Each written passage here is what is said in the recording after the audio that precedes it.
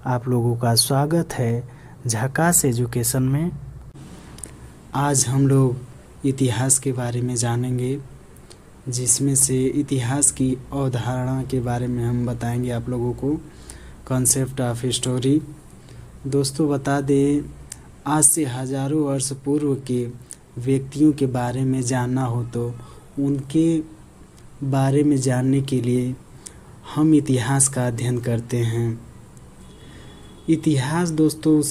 इतिहास एक साधन है, जैसे बीते हुए समय और उस समय के लोगों को समझने और जानने का यह एक साधन है। दोस्तों बता दें, अतीत में एक ऐसा युग भी था जब लोग लिखना नहीं जानते थे। उन लोगों के जीवन के विषय में हमें जानकारी उनके द्वारा छोड़ी गई वस्तुएं जैसे मिट्टी के बर्तन, खिलौने, हथियार तथा औजारों द्वारा मिलता है। कभी कभी इन वस्तुओं को ज़मीन के अंदर से खोदकर भी निकालना पड़ता है। यह वस्तुएं ऐतिहासिक जानकारी के लिए अत्यंत महत्वपूर्ण हैं। तो अब ऐतिहासिक जानकारी क्या है, किसे कहते हैं? तो दोस्तों, वह समय जिसके लिए कोई भी लिखित सामग्री उपलब्ध नहीं है, उसे ऐतिहासिक या पूर्व ऐतिहासिक काल कहा जाता है। दोस्तों बता दें, जब मानव ने लिखना प्रारंभ किया तो उसे कागज़ का ज्ञान नहीं था।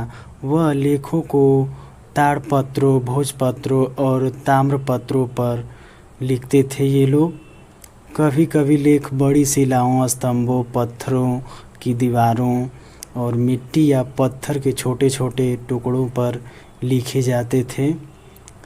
स्तंभ लेख पत्थर के खंभों पर लिखे जाते थे और शिलालेख पत्थर की बड़ी चट्टानों पर लिखे जाते थे।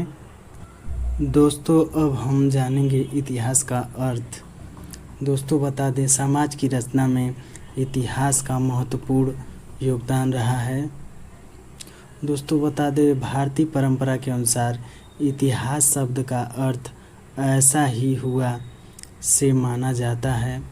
अंग्रेजी भाषा में इसके लिए हिस्टोरी ग्रीक शब्द हिस्टोरिया से लिया गया है, जिसका अर्थ है वास्तविक अर्थ में क्या घटित हुआ, अर्थात सार्वजनिक घटनाओं का एक क्रमबद्ध लेखा है।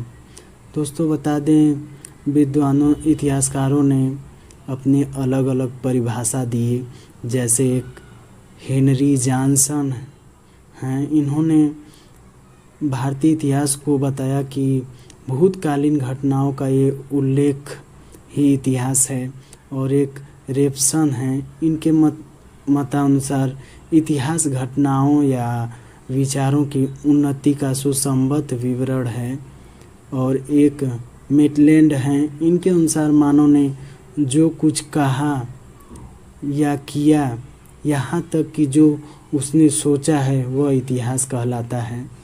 और एक जॉन हुइज़िंगा हैं, इनके अनुसार इतिहास वह बौद्धिक स्वरूप है जिसमें सभ्यता अपने अतीत को चित्रित करती हैं। दोस्तों अब हम जानेंगे साहित्यिक स्रोत के बारे में। जैसे यहाँ पर ताड़पत्रों, भोजपत्रों, ताम्रपत्रों, चमड़े एवं लकड़ी के फट्टों पर लिखित लेखों के साथ साथ कुछ साहित्यिक ग्रंथों से भी हमें लोगों के रहन सहन, विचारों, खान पान इत्यादि के बारे में जानकारी प्राप्त होता है साहित्यिक स्रोत से। जैसे कुछ पुस्तक हैं और उनके लेखक भी हैं जो काल विवरण बताते हैं। जैसे पहला है धार्मिक साहित्य। यह वेद है, जो वेदों में, वेद का मतलब होता है ज्ञान, आर्यों के संबंध में बताया गया है। और दूसरा रामायण एवं महाभारत है। इसके लेखक वाल्मीकि एवं वेद व्यास हैं। काल विवरण में तत्कालीन समाज के विषय में बताया गया है। और तीसरा जैन एवं बौद्ध साहित्यिक है, जो जातक कथा भी है। इसमें तत्कालीन राजनीतिक, सामाजिक एवं धार्मिक स्थिति के बारे में बताया गया है। धर्मेतर साहित्य में अर्थशास्त्र है, इसके लेखक चाणक्य हैं। काल विवरण में तत्कालीन समाज की राजनीतिक, सामाजिक, आर्थिक एवं धार्मिक स्थिति के बारे में बताया गया है। और 5वां राजतरणी है पुस्तक, जो इसके लेखक कल्हड़ हैं। इसमें काल विवरण में कश्मीर के इतिहास के विषय में बताया गया है। विदेशी यात्रियों के वृत्तांत की बात कर लें तो इंडिका एक पुस्तक है जो मेगास्थनीज द्वारा लिखा गया है। इसमें चंद्रगुप्त मौर्यकालीन समाज के बारे में बताया गया है। और एक यात्रा विवरण है फायान का, जो चीनी यात्री हैं। ये गुप्त काल से संबंधित के बारे में बताया गया है। और नेक्स्ट हेनसांग हैं, जो ये भी चीनी यात्री हैं। हर्षवर्धन के शासन काल का विवरण इन्होंने बताया है। अब हम लोग प्राचीन भारत के बारे में जानेंगे। प्राचीन भारतीय इतिहास के स्रोत के बारे में जानेंगे। दोस्तों बता दें, भारतीय सभ्यता विश्व की प्राचीनतम सभ्यताओं में से एक है। समय अनुसार भारत देश अनेक नामों से जाना जाता है। यूनानियों ने भारत को इंडिया कहा तो अरब और ईरानियों ने हिंदुस्तान कहा। दोस्तों बता दें आप लोगों को कि ये मत्स्य पुराण में भारत के 9 भाग बताए गए हैं, जैसे इंद्रदीप, कशेरुक, ताम्रपर्णी, त्रास्तिमा, नागदीप, सौम्य, गंधर्व, वारुस और सागर है।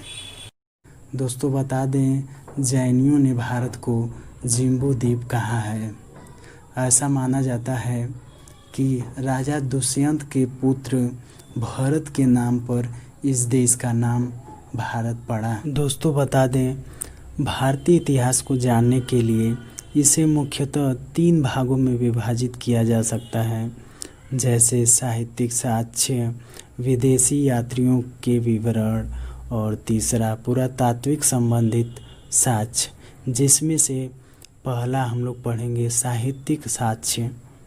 साहित्यिक साक्ष्य के अंतर्गत साहित्यिक ग्रंथों से प्राप्त सामग्रियों का अध्ययन किया जाता है। यह 2 प्रकार का है, जैसे धार्मिक साहित्य एवं लौकिक साहित्य। तो चलिए हम लोग जानते हैं धार्मिक साहित्य के बारे में। धार्मिक साहित्य के अंतर्गत ब्राह्मण तथा ब्राह्मणेतर ग्रंथों की रचना की जाती है।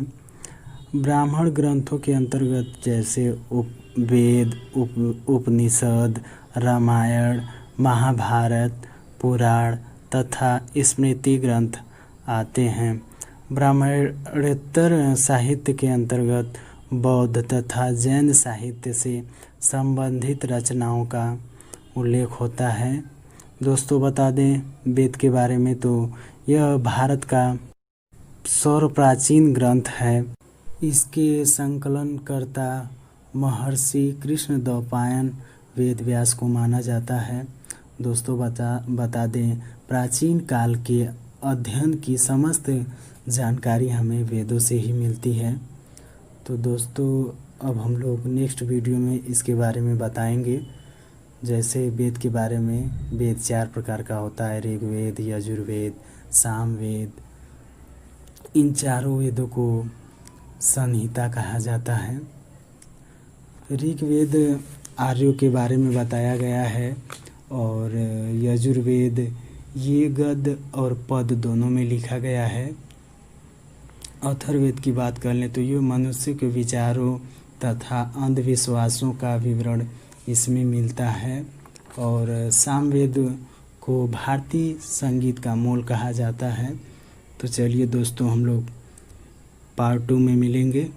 थैंक्स देखने के लिए वीडियो।